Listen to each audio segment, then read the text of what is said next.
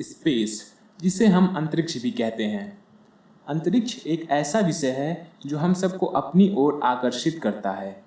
इसकी विशालता और सुंदरता सभी का मन मोह लेती है। यही कारण है कि इंसान अभी भी इसके रहस्यों को जानने में लगा है, पर अभी भी वह इसको लेश मात्र भी नहीं जान सका। पर धीरे धीरे वो इस विषय में आगे बढ़ रहा है। हम इंसानों के लिए ये अंतरिक्ष हमेशा रहस्यों का खजाना रहा है। वैज्ञानिक जितनी बार इसको जानने की कोशिश करते हैं तो उसमें उतना ही उलझते जाते हैं। आश्चर्य से भरे इस अंतरिक्ष में बहुत सी ऐसी बातें हैं जो बहुत कम लोगों को पता है। और आपकी जानकारी के लिए बता दें तो अंतरिक्ष में गुरुत्वाकर्षण बल नहीं है, जिसे हम इंग्लिश में ग्रेविटी कहते हैं, और इसके ना होने की ही वजह से यहाँ सभी चीज़ तैरती हैं। अंतरिक्ष को जानने के विषय में विज्ञान धीरे धीरे बढ़ रहा है। आपको जानकारी के लिए बता दें कि अंतरिक्ष में सबसे पहले इंसान नहीं गए थे। अंतरिक्ष पे सबसे पहले एक कुत्ता गया था जिसका नाम लाइका था। सो फ्रेंड्स, आज हम कुछ ऐसे ही इंटरेस्टिंग फैक्ट्स को जानेंगे। So friends, get ready to know some enigmatic facts about space and universe.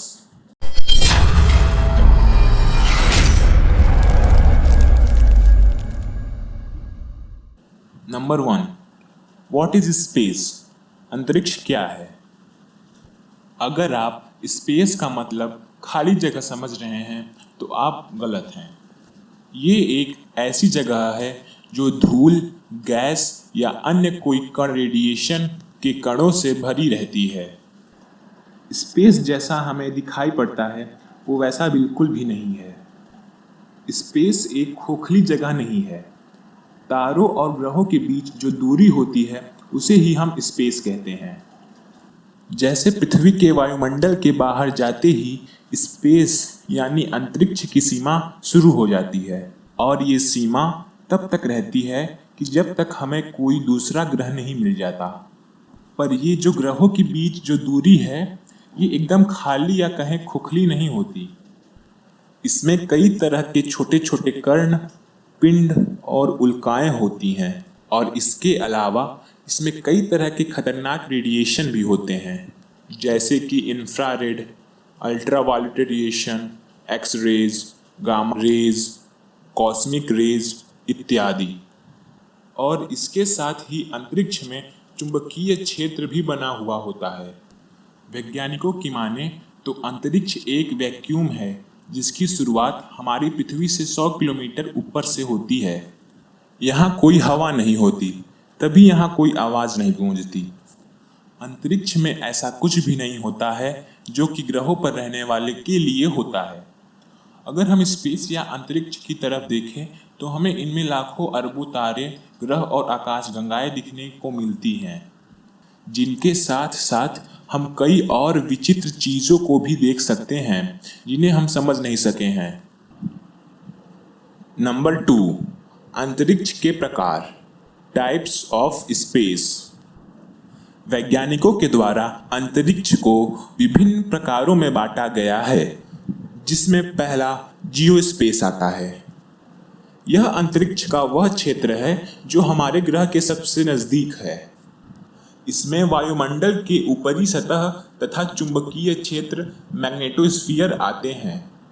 Number 2, interplanetary space. सूर्य और ग्रहों के बीच का जो क्षेत्र है उसे ही हम इंटरप्लैनेटरी स्पेस कहते हैं। इस क्षेत्र में सूर्य से आने वाली सौर हवा सभी ग्रहों पर प्रभाव डालती है। यहाँ जो भी खाली जगह है उसमें सूर्य के कण ही भरे हुए हैं।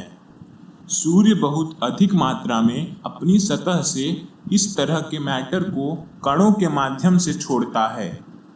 अगर हम इंटरप्लैनेटरी स्पेस से आगे चलें तो उसके बाद इंटरस्टेलर स्पेस आता है।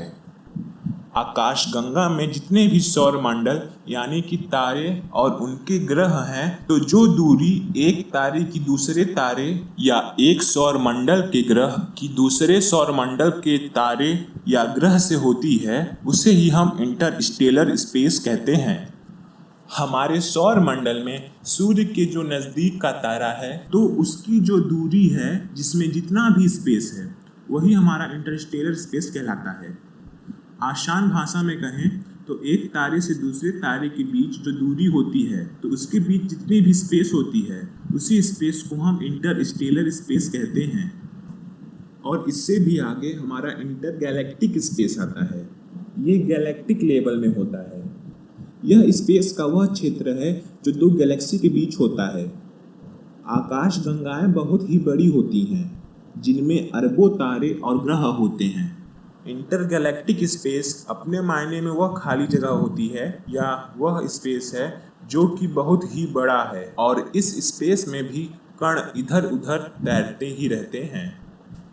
नंबर 3, अंतरिक्ष में ऐसा क्या होता है कि जिसे हम देख नहीं सकते? जी हाँ, आपने बिल्कुल सही सुना। ऐसे भी बहुत सारी चीज़ें हैं जो होती तो हैं पर हम उनको अपनी आंखों से नहीं देख सकते। उन्हीं में से एक रेडिएशन होता है, जो कि होता है पर हम अपनी आंखों से उसे नहीं देख सकते। अंतरिक्ष में सूर्य और जितने भी तारे हैं उन सब से हमेशा रेडिएशन निकलते रहता है। सभी तारे न्यूक्लियर फ्यूजन के कारण जलते रहते हैं, इसीलिए इनमें से रेडिएशन निकलना आम बात है। इनके अलावा अंतरिक्ष में वो रेडिएशन भी मौजूद होता है जो कि आकाशगंगाओं से आता है। ये दोनों ही रेडिएशन हमारे लिए घातक हैं, जिसके कारण हम स्पेस में लंबी यात्रा अभी नहीं कर सकते हैं। रेडिएशन को अगर हम आम भाषा में समझें तो ये ऊर्जा का वह प्रकार है जो अंतराल में यात्रा करते समय तरंग जैसा व्यवहार करता है।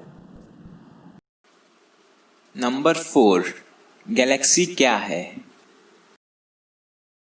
अरबों की संख्या में सौरमंडल और तारों के साथ खगोलीय पिंड के समूह को गैलेक्सी कहते हैं। स्पेस में अरबों आकाशगंगाएं हैं। एक आकाशगंगा एक विशालकाय रूप है जिसमें सौरमंडल के साथ साथ धूल के कणों और बहुत सारी गैसों का भी संयोजन रहता है। आकाशगंगा गुरुत्वाकर्षण बल के कारण पूर्ण रूप से जुड़ा रहता है।